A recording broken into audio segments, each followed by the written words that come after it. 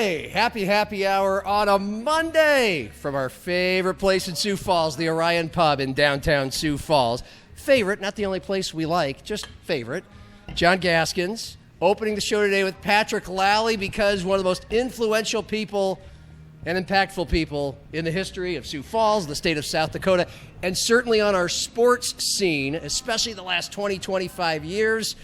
Well, he passed away over the weekend, Denny Sanford. So kind of someone we probably should break down, and we will. How are you? I'm good. Good to see you. We just did this, but I'll do that again. Right. Your Miller Lite can, my Coors Light tap. And later on in the show, last week, we had Mountain West Media Days out in Vegas. And Mike McFeely, veteran columnist and South Dakota's favorite sports writer, joined me today to describe that experience, how NDSU fits in already, just kind of like as a squad, getting to be out in front of all the media and some of the other teams. Or are they the bells of the ball or not? And what about SDSU and USD someday in that league? What's the realistic possibility? We'll have Mike on to address that. One more thing before we get started. Sioux Falls Canaries ripped through the Lincoln Salt Dogs over the weekend. They are now with that 3-game sweep, 2 games above 500, and already cooking with gas in the second half of the season. Least amount of home games first half, most in the league in the second half. 6 more on this homestand starting Tuesday night. That's what you want, though, isn't it? Yeah. Yeah. What's that? More home games in the back half than the front half. Of course, you bet it. And every team in their next 4 series is either right around their record or worse, or one of the worst teams in the league. Where did they finish in the first half? They finished, there's just this big lump of 7 or 8 teams out of 12 in the league that are right around 500. Do they still do the 2 halves thing, or they just no, play? Oh, no, okay. Thank God. That was stupid. Yeah, it's been a long time since there was a first half champ, Gotcha. second half champ. That's right. 4 teams from each of the 2 divisions make the playoffs. That's 8 out of 12 teams. So you got a good shot before the season starts of making the playoffs. But the Canaries look better right now. Jabari Henry, the all-time home run king of the league, and the team is back. And they're wailing away at the Birdcage. We're having fun. Come join us starting Tuesday night through Sunday. Okay. Denny Sanford passes away. He was 90 years old. You did a very nice write-up at Sioux Falls Live to really detail his life story, the impact he had, and so many quotes from so many influential politicians. And, of course, people within the spheres that he was in since 1986 in South Dakota. First Premier Bank, Sanford Health. But, okay, he dies, you react, you're going to have to write this. And Saturday morning, by the way. Saturday morning. Oh, aren't you lucky? And, in the old days, and my good friend Jonathan Ellis at the Dakota Scout still does this, you pre-write obits. Yeah. Yes. You mean you'd written this before? I didn't. Okay. I knew I should have, but I didn't. So it was starting from scratch, and it's fine. It's how it goes. Yeah.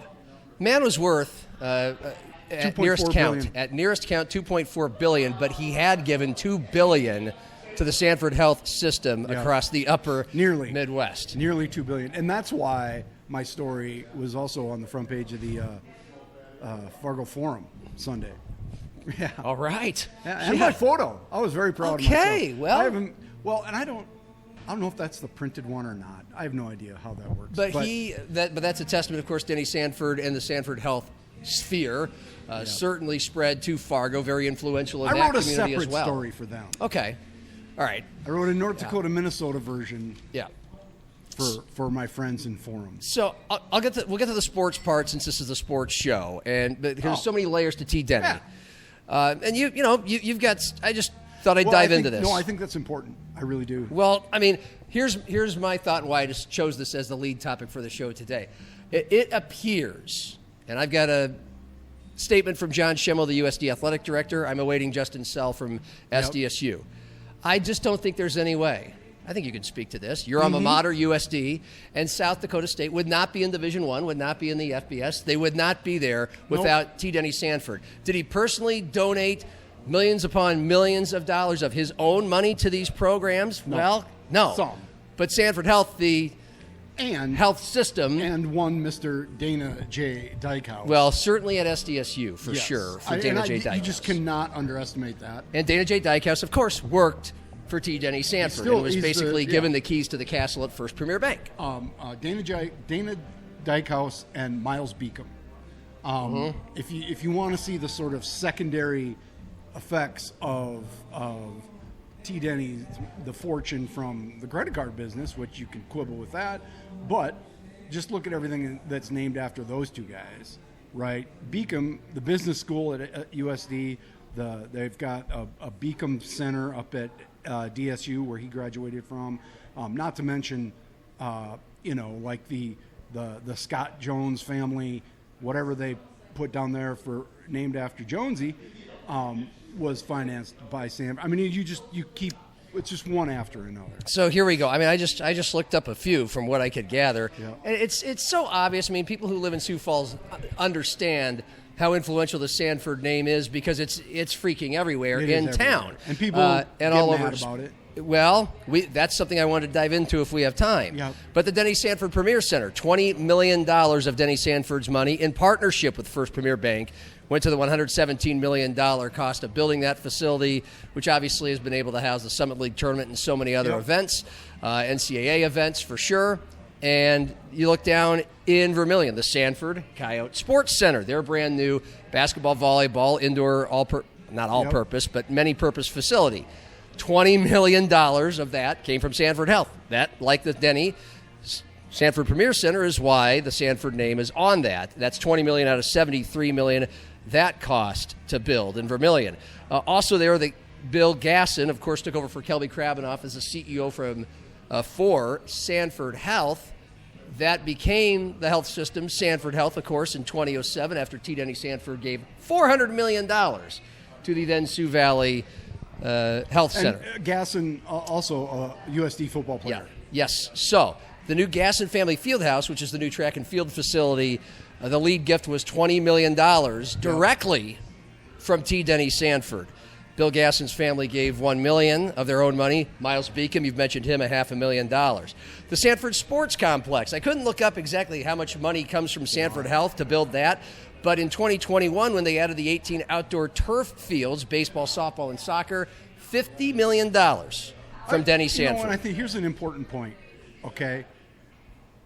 Part of what has happened when you look at the prep sports scene, and the reason that the metro schools are good at everything is because of some of these programs, not just Sanford, but a lot of them are through Sanford. For instance,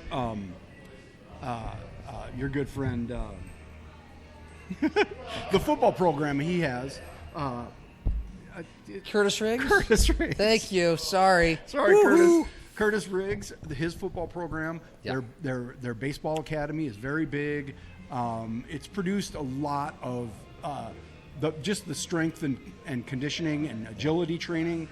All of that stuff together has produced just an incredible wave of college athletes, D1 athletes. It's pretty amazing. We do a lot of stories about it. Yeah. I mean, the whole peer football team would drive the 3 hours to train once a week at Sanford. Yeah. So it's not just the Division I funding for the Jacks and the Coyotes. And again, everybody knows this. The place is called the Sanford Sports Complex. Right. We know it's the Sanford Pentagon that has hosted so many Power Four conference teams, particularly those that have plenty of fans here. Huskers, Hawkeyes, Gophers. I mean, yeah. They have. I don't think we realize how many people flow through the Sanford Sports Complex, because you've got baseball and softball tournaments constantly. You've got soccer tournaments constantly, but also basketball, youth basketball. Yeah. They got 8 courts inside there. It's just the field house. It's incredible. It's part of enhancing the quality of sports around here that start at the youth level, which feeds into the high school programs and then certainly feeds into our Division I and Division II college programs around here.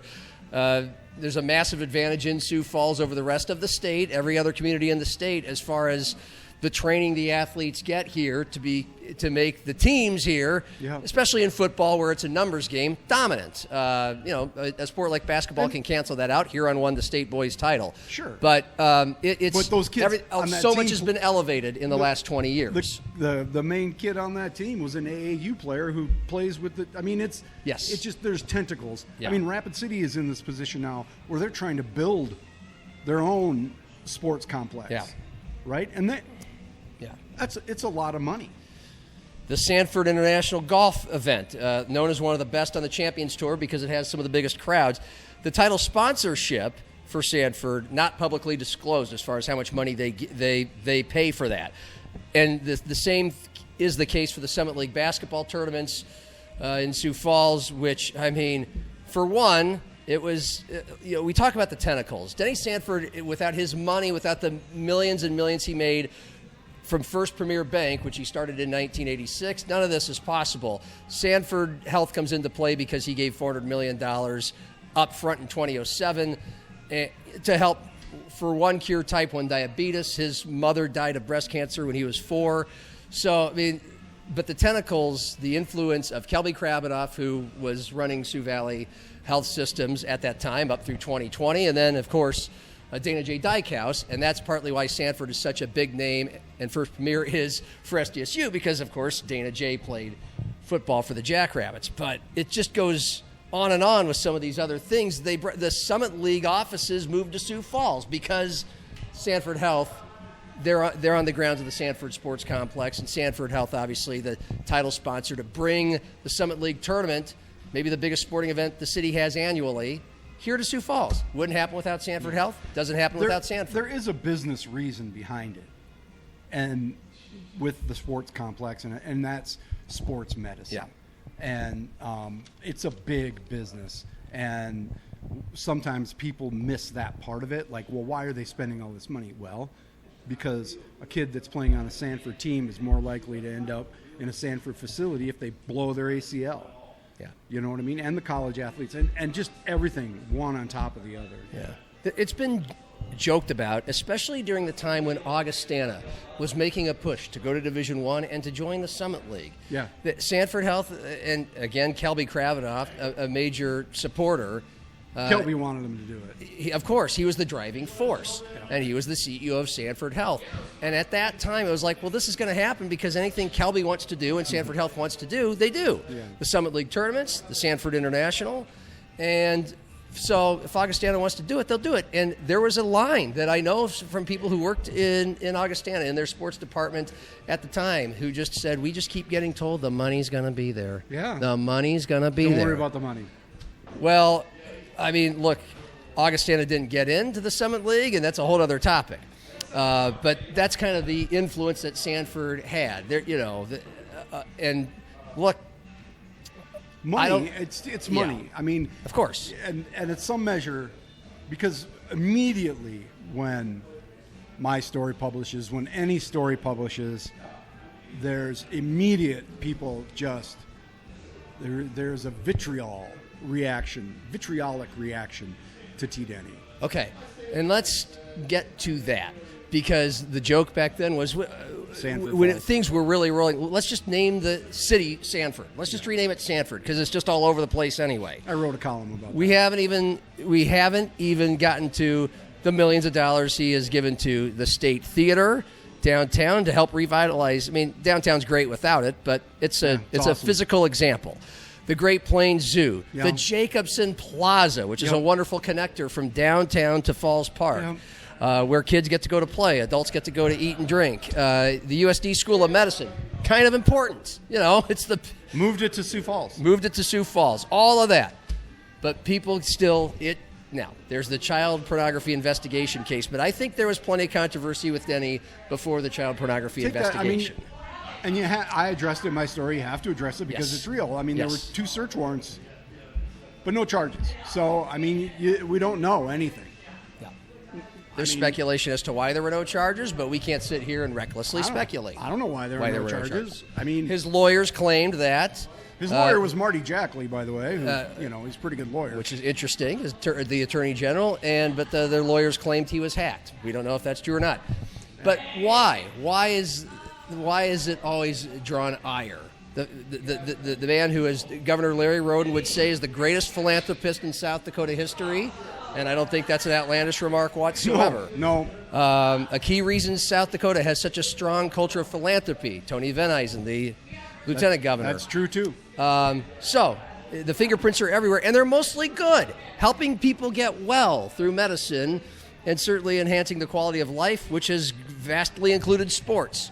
Why so much ire toward T. Denny Sanford? It's money and how he earned it, right? I mean, it's subprime credit cards. There's no doubt that is a controversial topic, and it is certainly a topic that's open for debate. But it's also a decision that South Dakota made a long time ago. And if you don't like the laws, change the laws. But what they do isn't illegal, and is done by Citibank, done by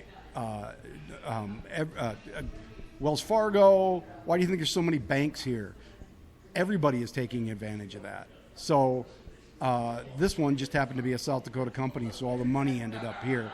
But you change the law. I mean, there's a whole world of trusts out there where people are making money or saving money because of South Dakota's laws. And if you don't like that, change the laws. But Denny became the poster child for it because he's here. And, is he a wonderful human being? I've met him a couple of times. I have no idea. But I think it's safe to say that he wasn't a saint by any stretch of the imagination. And I don't care if he's the worst human being in the world. How he made his money was perfectly legal because we decided it was legal.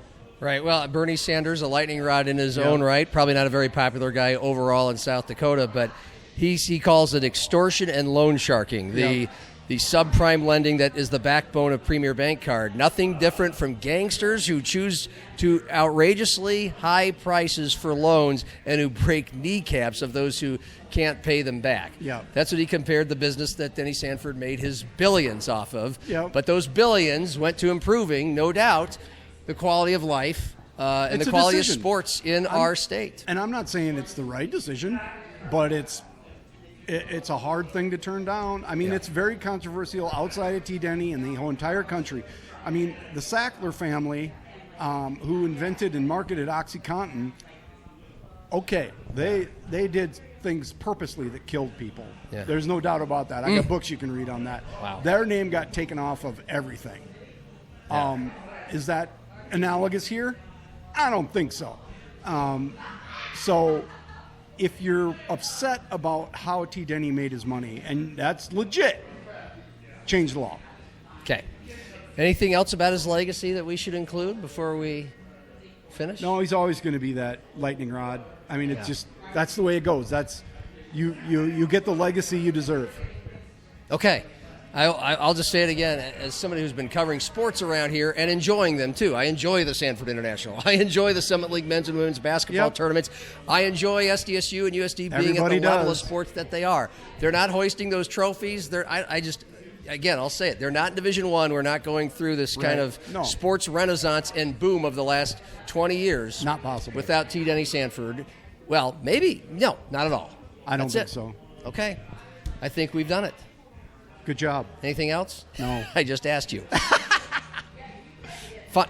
That was a good summary, John. There's more in Patrick Lalley's story at SiouxFallsLive.com. Not much more. His read most of it. his childhood and interesting. A moment in his life, a sentence to jail, kind of changed everything that led the course that led to the things we enjoy as members of the community here in Sioux Falls and the state. For video producer Cordell Wright, thank you, Patrick. Sioux Falls Live editor. Read his stuff about all the mayoral and gubernatorial stuff. I'm John. On to Mike McFeely, South Dakota's favorite sports personality.